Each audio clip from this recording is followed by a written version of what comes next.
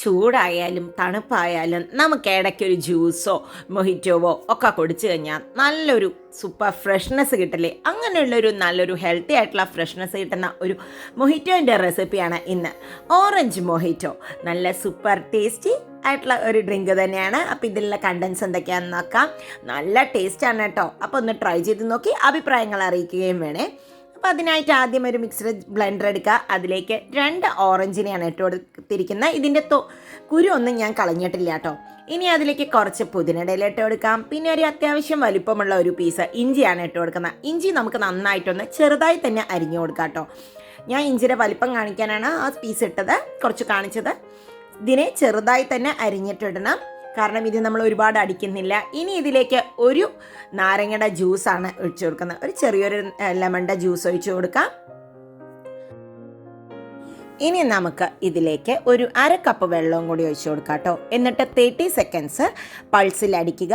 ഒരുപാട് അടിക്കരുത്, കഴിക്കാൻ തുടങ്ങാം. അപ്പോൾ 30 സെക്കൻഡ്സ് ഞാൻ പൾസ് ചെയ്ത് വന്നിട്ടുണ്ട്. ഇനി ഇതിനെ ഒന്ന് അരിച്ചെടുക്കാം. നമുക്ക് 1 മിനിറ്റിൽ താഴെ മാത്രമേ അത് അടിക്കാൻ പാടുള്ളൂ. ഒരുപാട് അടിക്കരുത്. അടിച്ചു കഴിഞ്ഞാൽ ആ കുരുവൊക്കെ പൊട്ടിയിട്ട് കഴിക്കാൻ തുടങ്ങും നമ്മുടെ ജ്യൂസ് ആയാലും മൊഹിറ്റോ ആയാലും.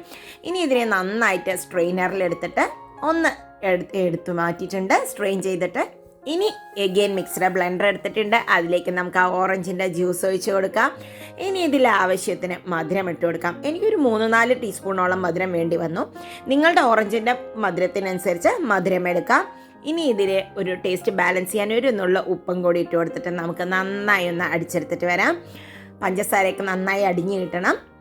ഇതപ്പം നമ്മുടെ ജ്യൂസ് റെഡി. ഇതിങ്ങനെ വേണമെങ്കിൽ കുടിക്കാം. ഇനി ഞാൻ ഇതിനെ മൊഹിറ്റോ ആക്കാനായിട്ട് ഇതിന് ഒരു 1/2 ഗ്ലാസ് ജ്യൂസാണ് ഒഴിച്ചു കൊടുക്കുന്നത്.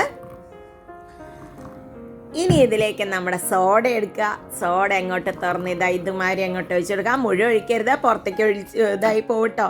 ഇനി ഒരു പച്ചമുളക് കീറിയതും കൂടി അങ്ങോട്ട് ഇട്ട് കൊടുത്ത് അതിനെ ഇതുമാതിരി ഒന്ന് ഇളക്കി കൊടുക്കട്ടോ. അപ്പോൾ ആ പച്ചമുളകിൻ്റെ ആ ഒരു എരിവും ഒക്കെ വരും. കുറച്ചും കൂടി സോഡ ഒഴിച്ച് കൊടുത്തിട്ടുണ്ട്. തണുപ്പ് നല്ലോണം വേണമെന്നുള്ളവർക്ക് ഇതിലേക്ക് കുറച്ച് ക്രഷ് ചെയ്ത് ഐസും കൂടി ഇട്ട് കൊടുക്കാം. ഇത് ഇങ്ങനെ തന്നെ കുടിക്കുമ്പോൾ ഒറ്റ വലിക്ക് കുടിക്കാൻ തോന്നും കേട്ടോ. അത്രയും സൂപ്പർ ടേസ്റ്റാണ് ഈ മൊഹിറ്റോ. അപ്പോൾ എല്ലാവരും ട്രൈ ചെയ്ത് നോക്കൂ.